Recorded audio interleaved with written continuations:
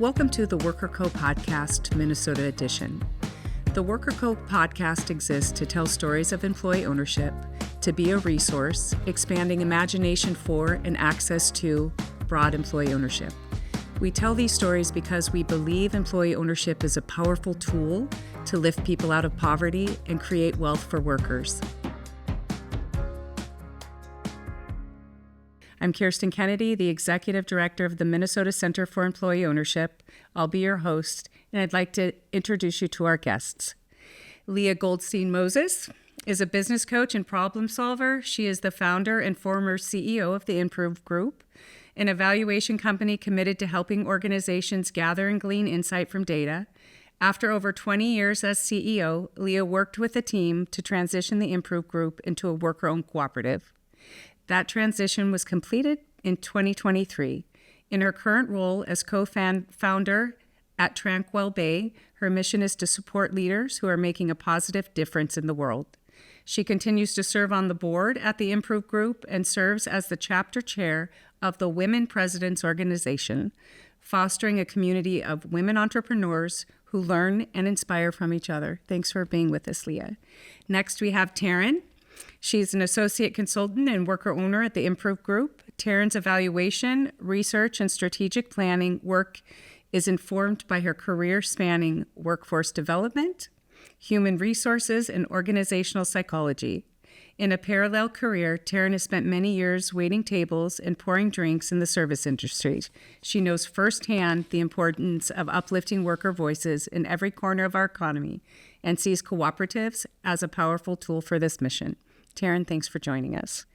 Last but not least, Benjamin Tsai is the director of the Shared Ownership Center at Nexus Community Partners, where he supports the development of worker cooperatives and real estate investments cooperatives. Benjamin helps build community wealth through democratically owned enterprises that broadly share economic and social benefits. Thank you all for being here. Okay, we're going to start with Leah. We're here to talk about your decision to transition your company. We'd like you to just share a little bit about your journey with the Improve Group from start to when you started exploring employee ownership.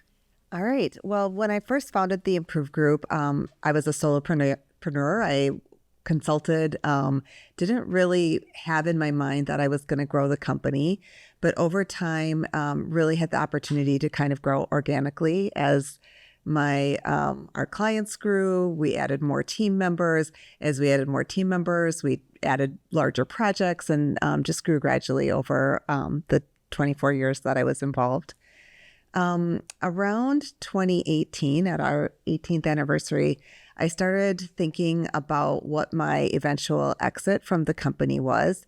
I had been very deeply involved in the company basically through my whole adulthood, and started thinking that when it was time for me to go, I needed to think about both stepping back in the management sense and stepping back as owner. I dug pretty deep into because I wasn't in a rush, I dug pretty deep into what I would want out of a transition and thought that the most important things I wanted to hold in that transition were sustaining the great culture and legacy that we had built over time. Our team was excellent, and I wanted to really honor all their contributions at the same time while ensuring a fair exit for myself. So kind of thinking about how do I hold both fairness and that legacy and sustainability central. Once I had my core goals, I thought, what could be the solution for this? And first I stumbled on ESOPs, actually. I was introduced to ESOPs first and thought, this seems like a great solution for our company. I really love this idea of worker ownership, and that the next stage of ownership for the Improve Group would be the employees.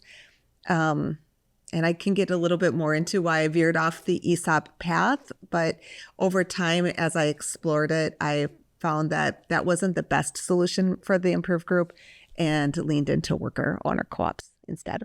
Leah, can you tell our listeners what ESOP stands for? Sure. ESOP is an employee stock ownership program. So it essentially means that over their time of employment, employees earn shares in the company versus a worker-owned co-op, and Benjamin is the expert, so he can share a lot more.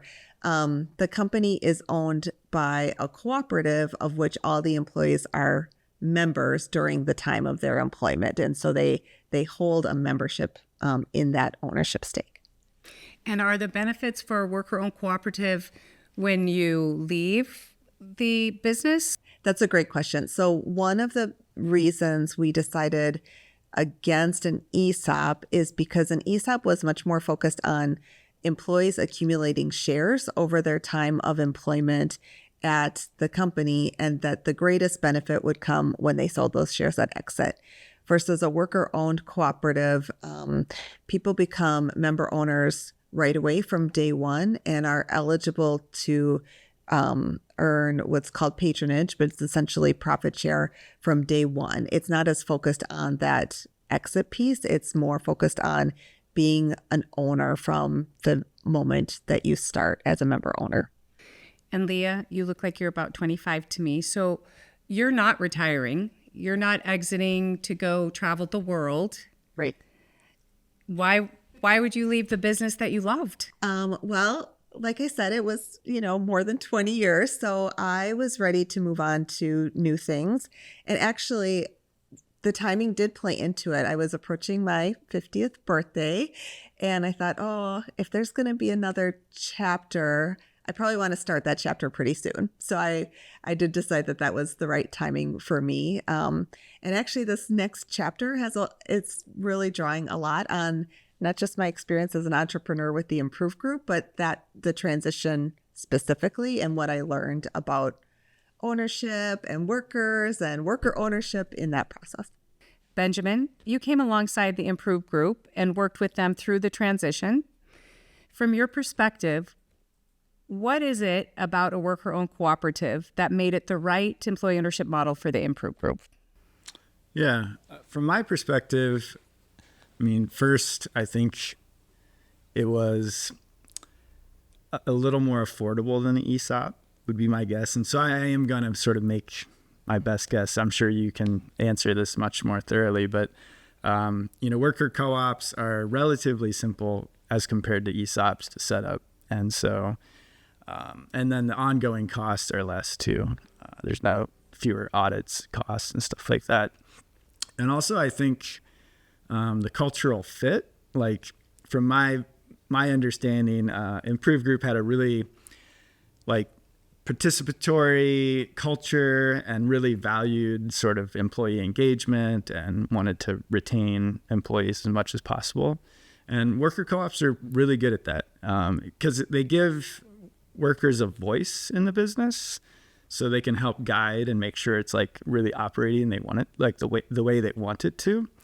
And also they get profit shares. So I think that's one of the big differences from ESOPs is you get typically, as long as the business is doing well, they'll get an annual profit share called patronage. And it's can be based off of how many hours are worked or, salaries, or there's various ways they can structure that. But the profit sharing is usually done in sort of an equitable formula.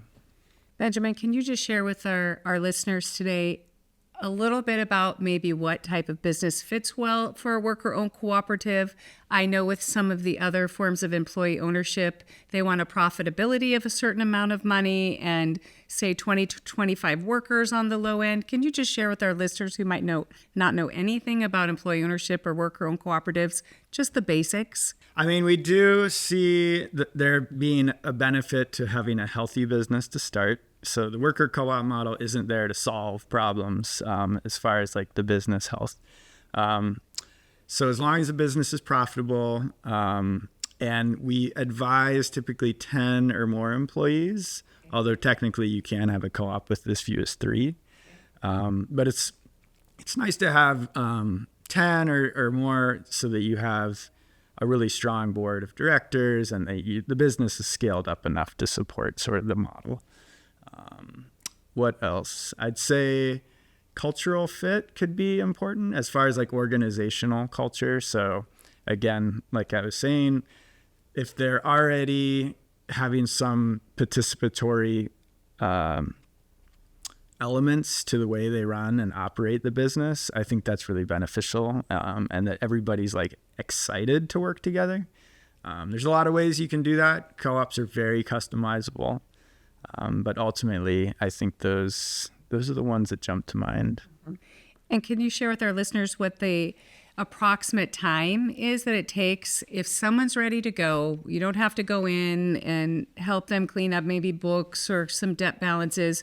What would be the time for someone who maybe connects with you or MN's, the Minnesota Center for Employee Ownership, sends to you? When you meet with them, what are those top questions you're asking kind of during that first meeting about their company? There's a lot of variability, but the way our process that we use at Nexus, we like to do a lot of work to prepare the employees and the business for the transition into a co-op. And so we do like to have at least 9 months to even a year and a half, if possible.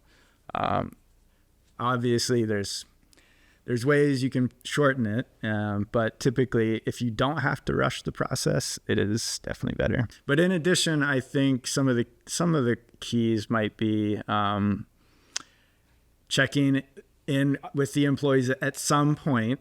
It doesn't have to be immediately, but are they interested, right? Also, there are a lot of ways they can customize what they want out of either the sale price or various other aspects of the transition. And so if they want like a strategic valuation or something like that's really a high sale price, that might, not be the best fit, because what we really, the way we structure most of these deals is that they're based off of debt capacity and they're a leveraged buyout, basically. And so it is a fair sales price, but it can't be beyond the means of the business to pay off, right? So hopefully that would be sort of the way I'd frame it. So it's not private equity that's going to come in and give you the moon, right? And then just do what they want with your company, right? Okay. Right. And Taryn, you joined the Improved Group after the transition to a worker-owned cooperative was complete, and after joining the team, you decided to become a worker owner. So not everyone has to join the cooperative, right? As a worker, what was that decision like for you to join? I became aware of the Improved Group and the position actually last August, so about a year, pretty much exactly when the transition was becoming complete, and I saw this opportunity, and it was sort of like one of those, I wasn't actively looking for jobs, but it was like, oh, this seems too good to pass up, because it aligned with sort of like what I was looking for in a job, if I were to like make that change. But the worker-owned co-op was actually like a selling. It was like the thing that knowing that the Improved Group was a worker-owned co-op was something that I was like, this seems like a good place for me, and I want to really try to make that happen. So I already had in my mind that I wanted to be a worker owner, but when I joined, I wanted to sort of like do my due diligence, I guess, and really determine, is this a commitment that I want to make, that I feel comfortable making? So for me, that it looked a lot like soul searching, sort of, like really self-reflecting on what does it mean to be a worker owner, as opposed to what I was familiar with, which is just being an employee, a subordinate, taking direction, letting other people make difficult decisions. It's the only thing I'd ever known in a career or in work. And so it was really self-reflecting on do I want, I think I want the benefits of being a worker owner, but do I also want the responsibility of making difficult decisions and taking a bit more ownership than I was familiar with? Another part of the decision, I think, was just sort of assessing kind of the organization culture itself, and really determining does this seem like a good fit for me? So that's why I really appreciate that there is that 6-month sort of period between joining as an employee and then having the opportunity to buy-in as a worker owner. I think that was a good amount of time for me to kind of feel settled within the culture, and to be able to, do a vibe check, as the kids say, and see, like, does this really seem like a good fit for me? And it was. So the decision to like actually become a worker owner was probably easier for me than maybe someone else. I think I sort of already had in my mind that I wanted to be a part of the co-op, but it was important for me to sort of do that self-reflection and due diligence before I really made that decision. And do you believe you made the right decision? Yeah, I think so. I'm coming up on a year at the Improve Group, and I've had a wonderful experience so far, and I see myself in this organization for like longer term than I have maybe with other jobs, other roles. I think in part because it's a good fit for me personally and professionally, but because there's a strong culture that's also like very dynamic and adaptable. It makes me feel as though like there's a future for me here, even if I can't predict the future. I trust that through kind of shared ownership, we can like make decisions together, and not necessarily feel like I'm at the whim of one or a few people who are in more control of a company. Leah, I want you to talk about, before you started looking at employee ownership, what was the culture you had built at the Improve Group that made it more of a, I would say, an easier transition, that someone who had not built a culture and comes to Nexus and says, I want to be a worker-owned cooperative. It's always been top-down. I don't know if my employees want to do this. Share with our listeners what you did as an owner and leader to kind of build that in your organization. A couple of things come to mind for me. One is that a core element of our culture was that we were very values-based. And those values we came to with a lot of intentionality and thoughtfulness about what they meant for how we interacted with each other, with our customers, with our broader community. And because of that, when we would get to anything difficult or sticky in the, not necessarily about ownership, about anything that a business encounters, we would take the time to think about how our values could guide us in those difficult moments. I'm guessing that still plays true now today, that by having some values to draw on, it helped us like think about this transition. It helped us think about how we wanted the transition to work for me and for the employees. So that was really, really helpful. Another thing that we had done is, and I know this work continues today from my vantage point on the board, we had talked a lot about roles and what the importance and also place of roles in our company was. We're a small company, so anybody has to play a lot of hats. But at the same time, there's some intentionality of like being careful about understanding which hats actually need to be worn. Like sometimes a human resources hat needs to be worn, sometimes a finance hat needs to be worn, and then who's gonna wear it, either on a regular basis or in that particular setting. So we've done a lot of analysis about roles. And then, there's two more things. One other thing I would say is, because our company is a research company, the group is very analytical. So any opportunity, not just me, anyone in the company is going to spend some time thinking like, what are the costs? What are the benefits? What are the risks? And I think that also really lends itself well to ownership. This idea of like, I can look at a problem and I might have emotions about that problem, but one of the things that can help me figure out how to solve it is analyzing it from a slightly detached perspective. And then the final thing is we, like every business, had, challenges and great times and difficult times over the years.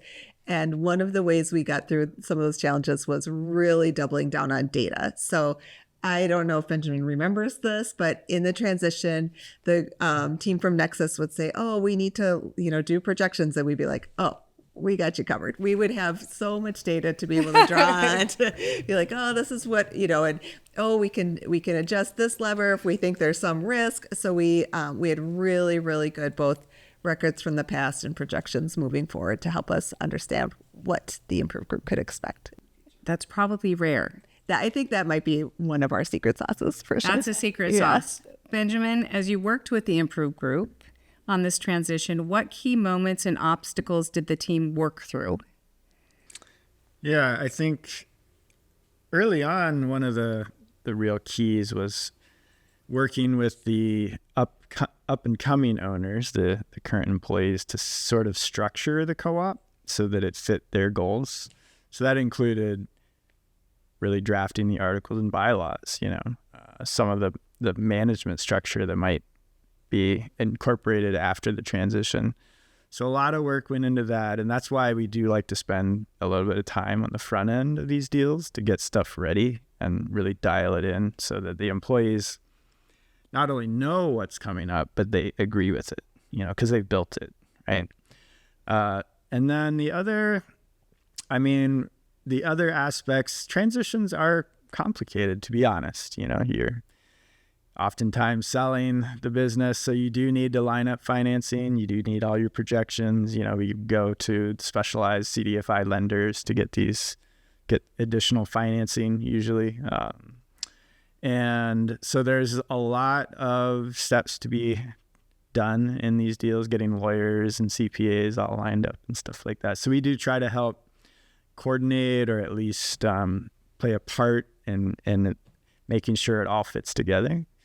And then, there are negotiations around the deal, and that can be, as you can expect, a little bit tricky. But I think the benefit being in these situations where there's really good cultural fit, everybody really is looking for a good outcome, for like a broad-based outcome that's fair. And so I think it really does give a good foundation to those types of negotiations, and makes it go a little bit smoother.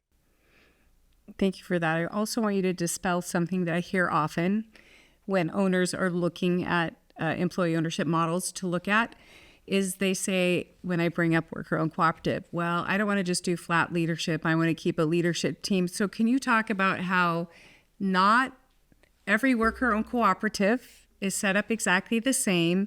And is it possible to become a worker-owned cooperative and say, I still want to have a leadership team, and then we go to the group? So can you I think sometimes people think, oh, it's one person, one vote. We're never going to get anything done. So can you just dispel that little rumor I've been hearing? Sure, yeah. Co-ops are very customizable. And I think the management structure is different than the governance structure. This is what we try to really frame it up as.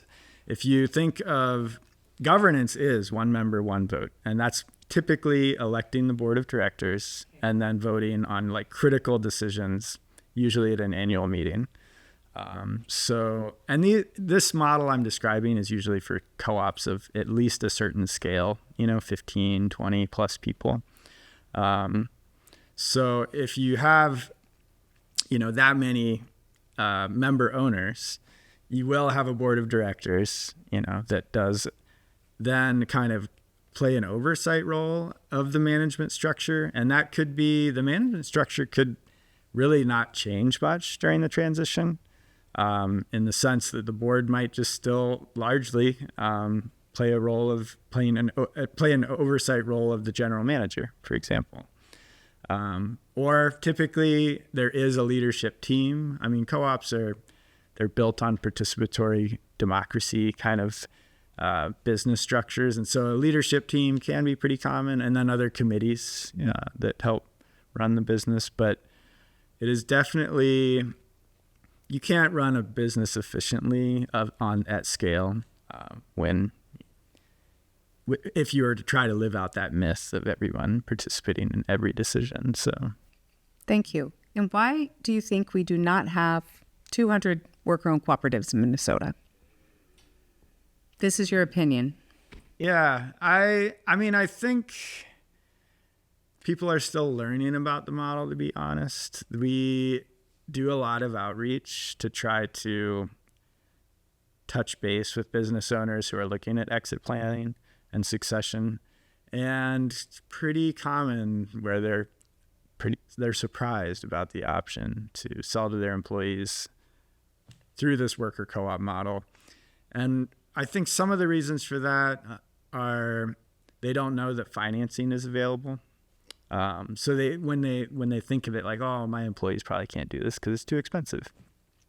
Well, that's not necessarily true, because you bring in additional financing, and it's you're looking at debt capacity again to make sure the business can handle that debt, but it's not the individual employees who are covering it, right? So yeah, I mean, there's a lot of aspects there, but does that cover most of the bases? Would you want to add anything?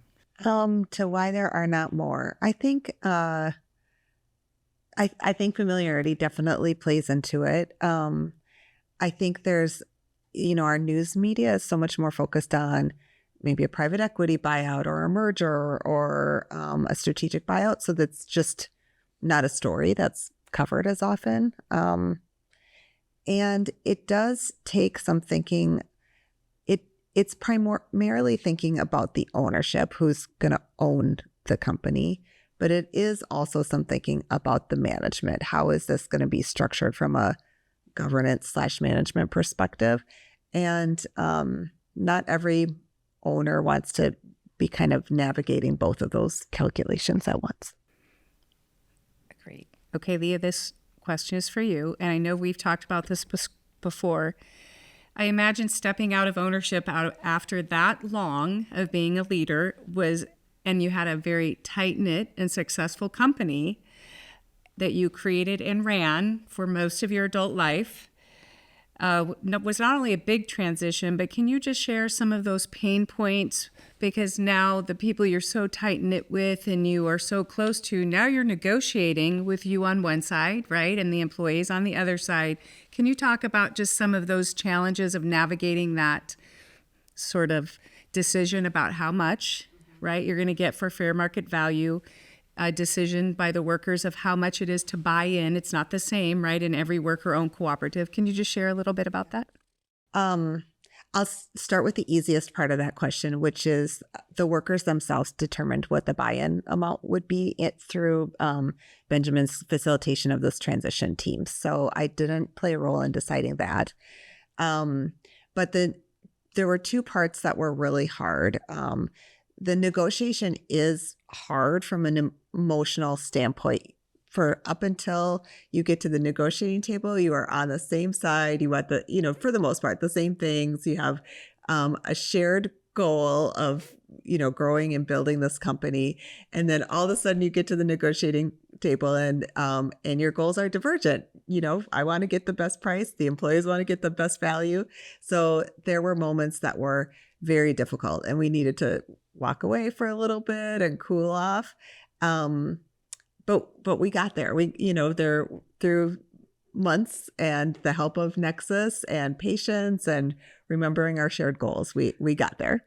I would say it was as hard for me personally to learn new ways of doing things, to step out of the day-to-day decisions, to think about my identity in new ways of not I'm not going to be here at the Improve Group on a day-to-day basis. So that was it took work to practice. And I remember one January morning waking up and, I'm not turning on my computer for the day and jumping into Improve Group work.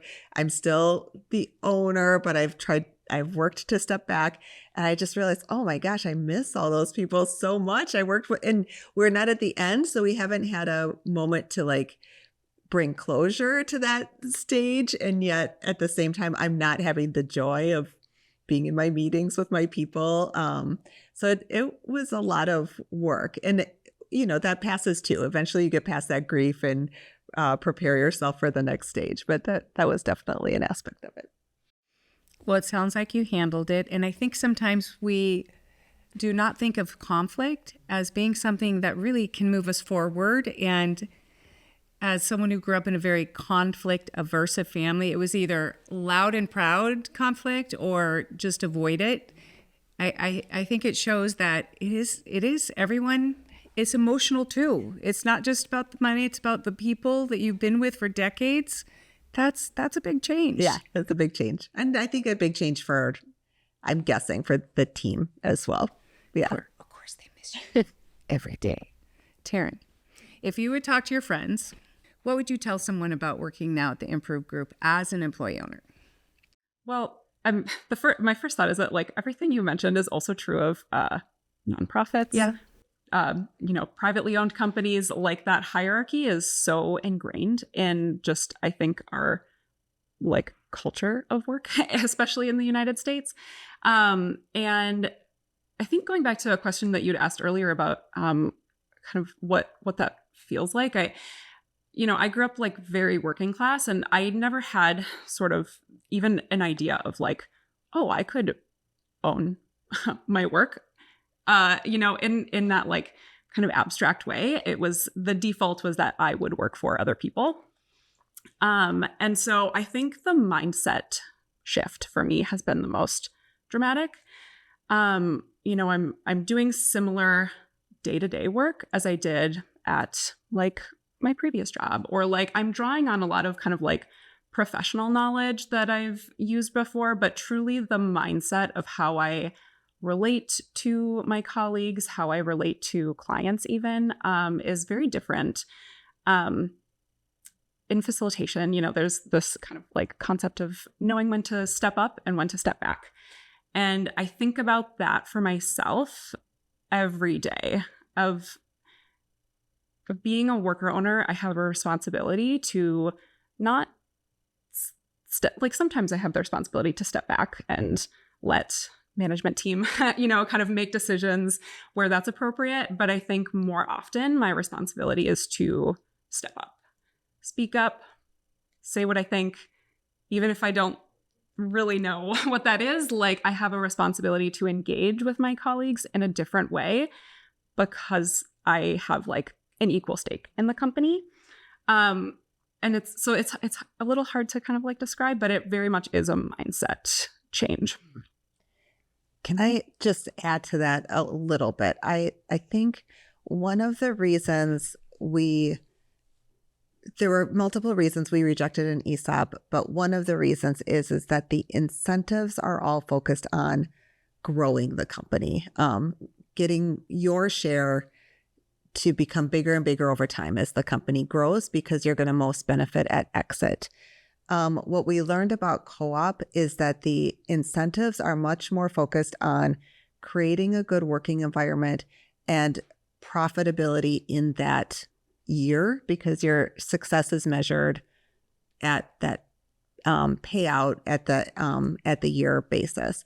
And because of that, your decisions are much more focused on stepping up in that moment, making sure that the company is making good decisions, and not so focused on something that's kind of more abstractly growth oriented for the company. So I loved hearing you say like, oh, I have to make that calculation, and that aligns with what we were thinking about when we were thinking about a co-op. And it is uncomfortable sometimes. Mm-hmm. Like it takes practice. Like I think it is a daily practice for me for sure to like work against sort of what is sort of ingrained in me of like just take direction and keep your mouth shut and keep the peace and conflict avoidance. And and through that I've also like gotten a lot more comfortable with conflict truly, and kind of realized like, oh, it's actually not as scary as I sometimes think it is.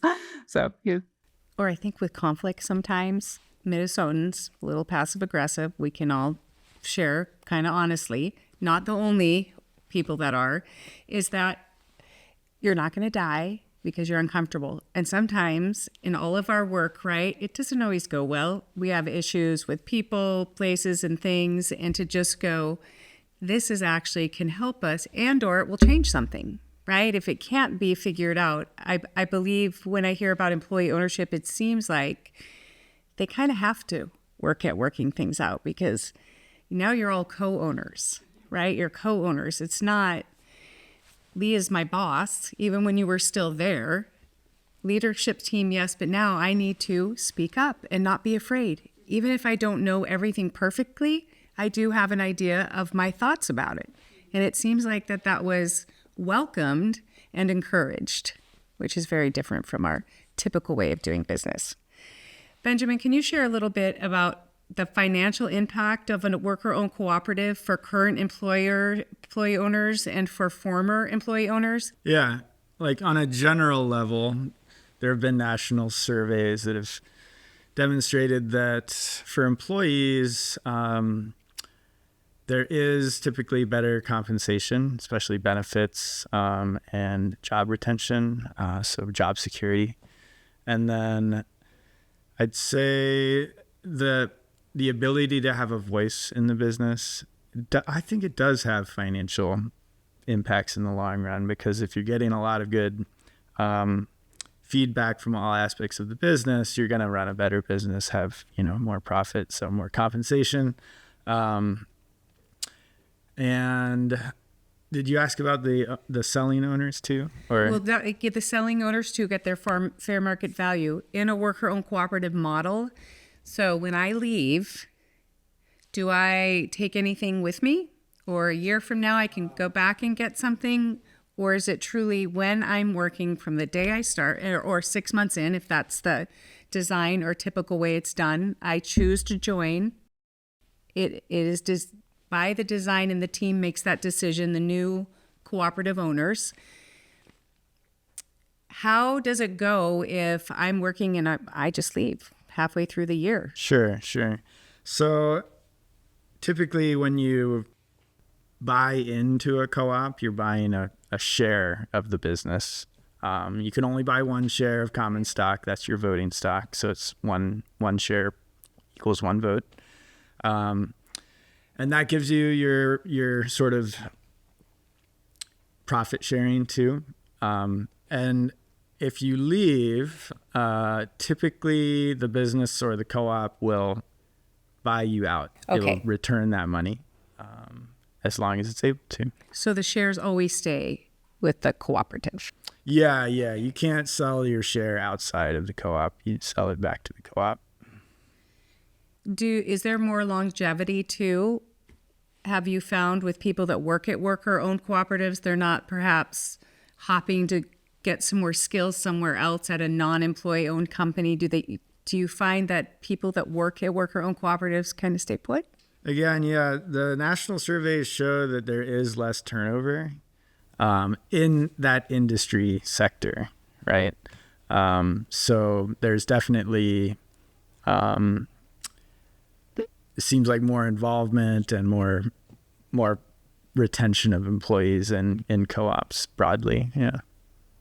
Leah, you're currently a consultant right now to business leaders. What did you learn about yourself and your business in the transition to employee ownership that you would like to share with other leaders out there? I think, well, first of all, I would encourage everybody to encourage cooperatives to consider that as an option when they are ready to exit their business.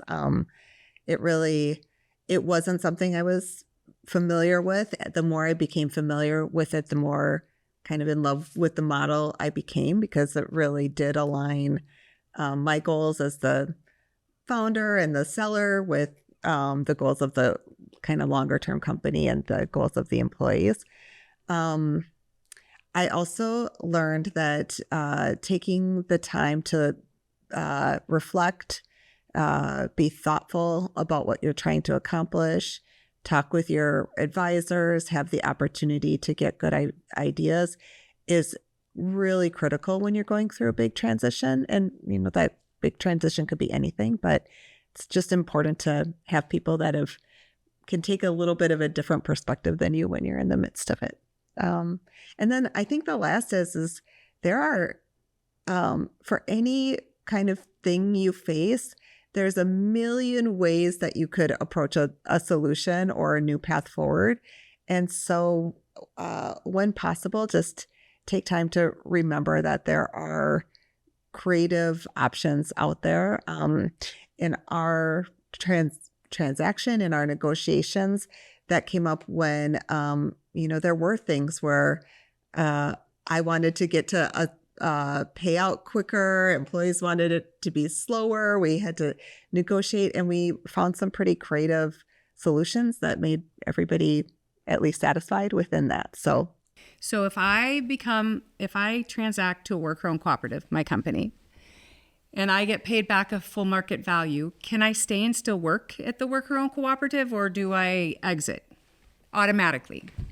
Either. Yeah, Okay. You can structure it in different ways. But we actually really do encourage the owner to stick around in some capacity. It could be either as a co-owner or on contract or on the board. So there are a lot of options, but it is great to have that kind of ongoing support and transition time. I've loved being on the board. It's just the right amount of, I can share some wisdom, but I can also be quiet when my wisdom isn't needed. So it's really great. What do you see as the potential economic impact of employee ownership in Minnesota? The potential with accessible, broad employee ownership in Minnesota? I mean, I would love to see the majority of businesses moving forward to be employee ownership. It's just such a great way to really align work with wealth building. And I would love to see it. I agree. I would also love to see more worker-owned co-ops or cooperatives in varying capacities. That question makes me think about how a lot of companies are putting a lot of concerted effort into like diversity, equity, and inclusion efforts. And I've spent time kind of working in those efforts as well. And I believe in them. And I also think worker-owned co-ops are kind of like putting some structure around that in a way that allows folks who have been more marginalized in our working culture in certain economies and certain sectors of the economy to be able to literally have a vote, literally have a voice, and to be able to have a bit more protection from to be able to have a vote, a voice, and more protection at work. Yeah, I mean, I'd agree. If most of the businesses that are changing ownership, due to succession, if most of those could at least even consider, the worker co-op thing, I think that would be strong. And if they completed the transition, that'd be even better. And as far as startups, I think those are an option too. I mean, for entrepreneurs that want to work with peers together, I did a startup worker co-op, and it was a great experience. So I think there's a lot of potential avenues to grow the worker co-op sector here. And sort of like you all said, I mean, it's just a great model to not only share wealth in the business, but giving people a voice, I think, is really critical. And that the collaboration you get in a worker co-op, I think it's also just good for us as people or for our society. It's like we need to be able to collaborate more. So true. In whether it's the nonprofit world or private or public, I think we were also not taught to work cooperatively, right? We were taught to compete, and it's good to compete, right? We all love being excellent or striving for that. What could the state of Minnesota do to spur more employee-owned companies in Minnesota? So some ideas that have come are figure out a way for grant funding for evaluation. And then if a company transacts, that's forgiven. Tax benefits. Are there some things you think of that are achievable in the short term to expand education, access, and really helping people find and choose the model that's right for them. Oftentimes people look at one or two models at least. So, or getting curriculum in schools. What are some ways you think we can do it without it taking 25 years to help people explore and transact with access to capital for worker-owned cooperatives? One thing that the state could consider is thinking about, are there ways to mimic the tax benefits that ESOPs have for cooperatives? I think, Benjamin, you talked about it early, that that ESOPs are eligible for some tax benefits. Cooperatives are not. So that would be one thing that the state could do. I would love to see the state investing more in some of the technical assistance centers too, until it becomes more well known.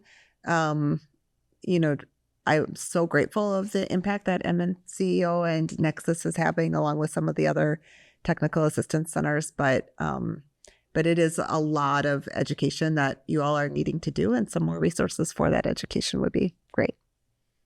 I was going to agree and also say, I think if the state also supported funding that was specifically tailored to co-ops, that would be helpful, because co-ops, we really do try to find lenders that understand the model and also are basically, they're loaning money to the business, not to the people, through personal guarantees. And so being able to get more funding for that without personal guarantees, I think would be important. And also, there are a lot of small business supports that the state and various other levels of government offer. And having those really bring worker co-ops into their sort of skill, what they offer, the services they offer as like technical assistance. If they could bring more of that into their portfolio, I think that would be good. Yeah, I think, I'll leave the policy and technical assistance, maybe recommendations to the wonks, but I think what you're doing here of like storytelling is really, really important. And I'm not really sure how the state plays into that, but I do think more widespread storytelling of what cooperatives look like outside of what the traditional co-ops maybe would be in terms of like manufacturing co-ops or some of the like utility co-ops, like those I think are more well known. But I would love to see more stories of non-traditional cooperative models being used in different sectors. Small businesses would be great. Service industry, I think those are great examples. More opportunities for people to be able to see themselves as co-op owners. As an owner, right? That's how we do it. I always say we're changing the way we do business one employee owner at a time, because that's really what it is, that impact on that one person. And when you see the impact on people's lives, people that work on a line that are going to retire early and have money to be able to lift themselves and people they love or their community. And I think it's really interesting that a lot of times employee-owned companies, that money stays in the community. And finally, that I think everyone is right here as we train people to just know the basics of employee ownership. They don't have to be experts to know that there are people on the ground. Could we have a lot more? Even with everyone working around employee ownership, we could double it and not have enough to transact everyone who wanted to. But just making it more of a normalized way to do business from startup to that mature growth point to exit, I think is what we're trying to do with these stories. So thank you so much for sharing your stories and your time with us. We could not do this good work without you. And I'm just so grateful to work with such extraordinary people. So thank you all. Thank you for joining us for this episode of the Worker Co podcast. This podcast is a project of the Minnesota Center for Employee Ownership. If this podcast stirred hope and curiosity in you, and you are interested in learning more about employee ownership, please reach out. MNCEO is here to provide connections and resources to guide you as you consider employee ownership. Our website is www.mnceo.org. Thanks again for being part of this conversation with the Worker Co podcast. Hope to see you again.